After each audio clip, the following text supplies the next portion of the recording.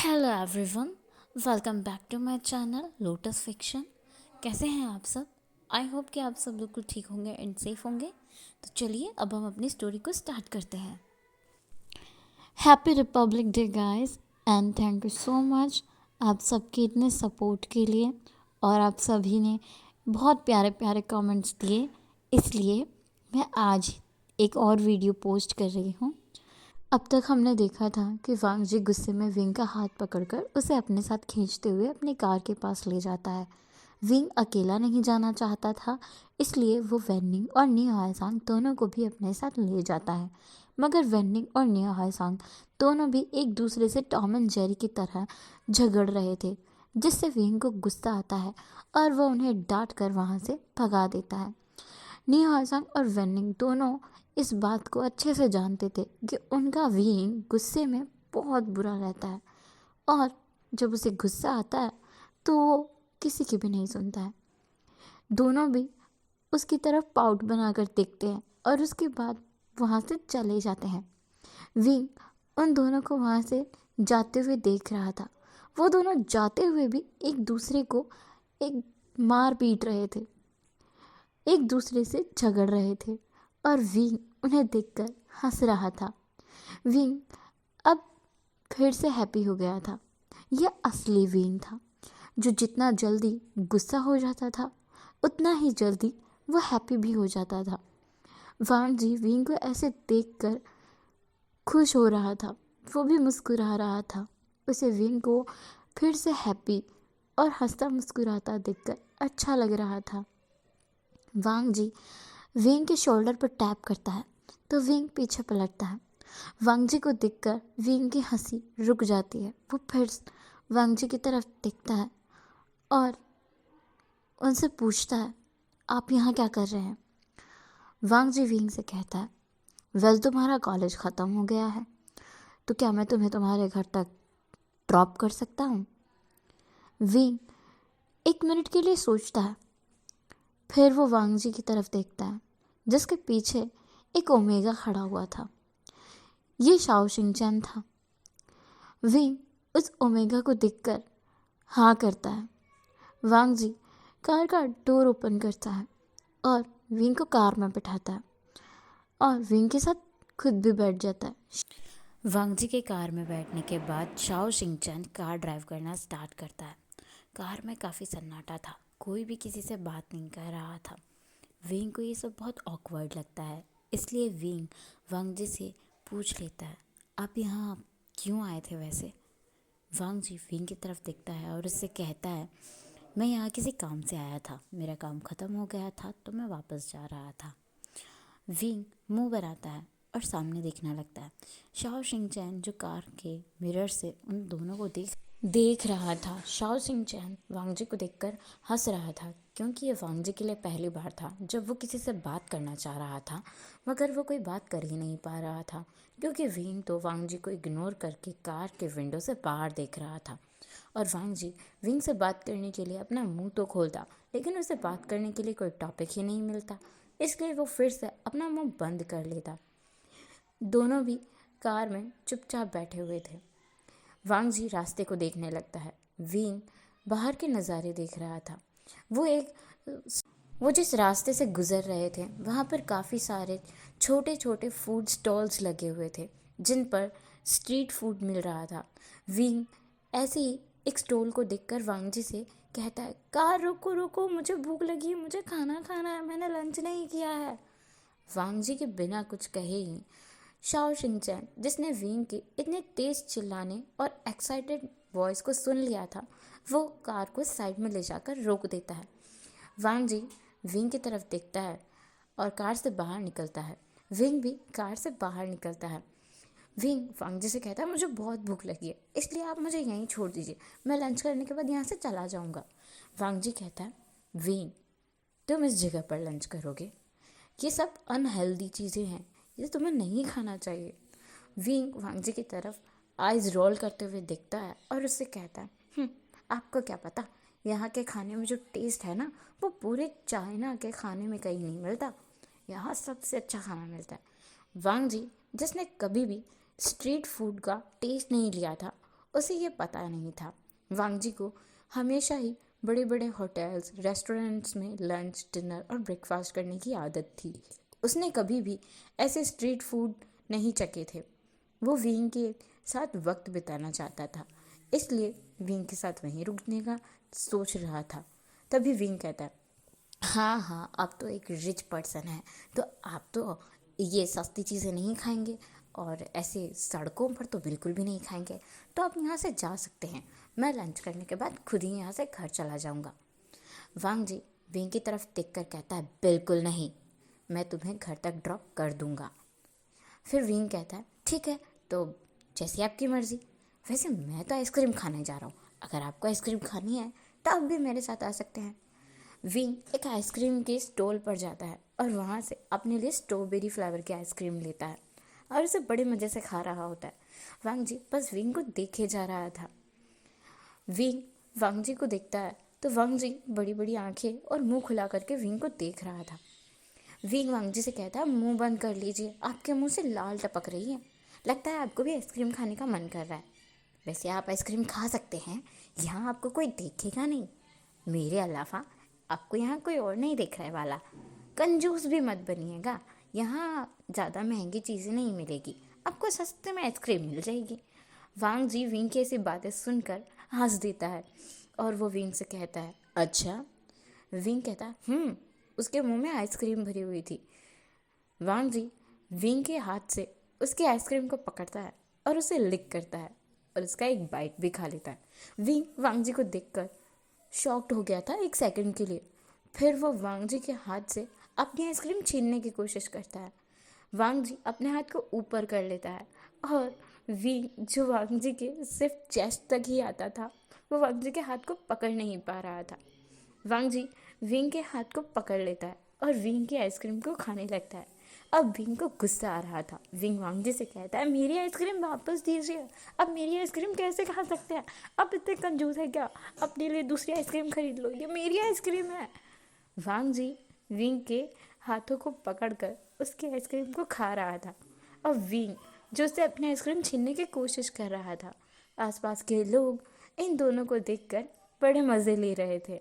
उन्हें तो लग रहा था ये दोनों ही बहुत क्यूट कपल हैं।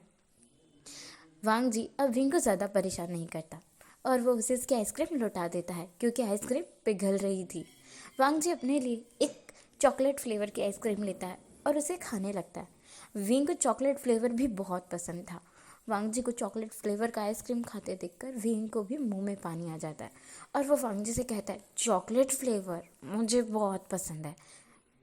वांग जी विंग को देख रहा था और वो मन ही मन खुश हो रहा था। उसके चेहरे पर एक जेन्युइन स्माइल थी। वांग जी विंग से कहता है, पर ये तो मेरी झूठी हो गई है, तो इसे तो मैं ही खाऊंगा। विंग जो वांग जी की तरफ देखता है और अपनी आंखें घूरता है। विंग जो वांग जी की तरफ देखता है और अपनी आंखों से उसे घूर रहा होता है। वो वांग जी से कहता है, आपने भी तो मेरी झूठी आइसक्रीम खाई थी, मुझे भी खानी है, अब आप मुझे देंगे वरना मैं आपसे गुस्सा हो जाऊंगा। वांग जी विंग को अपनी आइसक्रीम टेस्ट करने के लिए देते हुए कहता है, अच्छा अच्छा ठीक है, खा लो, मैं कौन सा मना कर रहा हूँ। विंग वांग जी की चॉकलेट फ्लेवर वाली आइसक्रीम को टेस्ट करता है और कहता है, वो बहुत टेस्टी है। विंग जिसने आइसक्रीम का बाइट मुंह में लिया हुआ था और वो उससे बात भी नहीं कर पा रहा था, फिर भी वो बड़बड़ा रहा था। वांग जी उसके सर में पैट करता है और उससे कहता है, पहले खा लो फिर बात करना। विंग मुस्कुराता है और वो वांग जी की आधी आइसक्रीम खा जाता है। वांग जी एक छोटा सा पाउट बनाता है और बचा हुआ आइसक्रीम खाता है। विंग जो पैसे देने वाला था, वांग जी उसे रोकता है और उसे कहता है, मैं बिल पे कर दूंगा। विंग कहता है, ठीक है। विंग वैसे भी अपने पैसे बचाने का बहाना ढूंढ रहा था। वांग जी हंसता है। दोनों भी आइसक्रीम खाने के बाद एक और फूड स्टॉल के पास जाते हैं जहाँ विंग अपने लिए स्पाइसी मोमोज ऑर्डर करता है। वांग जी जो ज़्यादा स्पाइसी टॉलरेट नहीं कर सकता था, वो विंग से कुछ कहता नहीं है। विंग मोमोज बनने के बाद खाने लगता है और वो वांग जी से कहता है, ये बहुत टेस्टी है, इतने टेस्टी है कि आप इन्हें एक बार टेस्ट करोगे ना तो यहाँ पर दोबारा आने का बहुत मन कर रहा था। विंग के मुंह में मोमो भरा हुआ था और वो उसे फूंक दे रहा था क्योंकि उसने गरम गरम ही अपने मुंह में ठूस लिया था। वांग जी विंग को देखकर हंसे जा रहा था। विंग के इतना कहने पर वांग जी भी उसमें से एक पीस उठाकर खा लेता है, लेकिन उसे वो बहुत तीखा लगता है और गरम भी, जिसकी वजह से वांग जी का मुंह जल जाता है। विंग वांग जी के मुंह में फूंक दे रहा था, अपने मुंह से हवा दे रहा था। दोनों एक दूसरे के बहुत करीब थे। वांग जी की नज़रें तो बस विंग के लिप्स पर ही ठहर गई थी। उसने विंग को उसके कमर के पास से ग्रैब कर लिया था और अपने क्लोज भी कर लिया था। विंग जो बस वांग जी की फिक्र कर रहा था, उसे पता ही नहीं था वो किस पोजीशन में खड़ा है। जब वांग जी का अच्छा फील होता है तो विंग उससे दूर होता है और विंग को बहुत एम्बैरसमेंट फील हो रहा था, क्योंकि अब जाकर विंग को पता चला था वांग जी ने उसे कैसे पकड़ा हुआ था और आसपास में कितने लोग उन दोनों को देख रहे थे। वांग जी खाने के बाद विंग को उसके घर तक ड्रॉप करता है।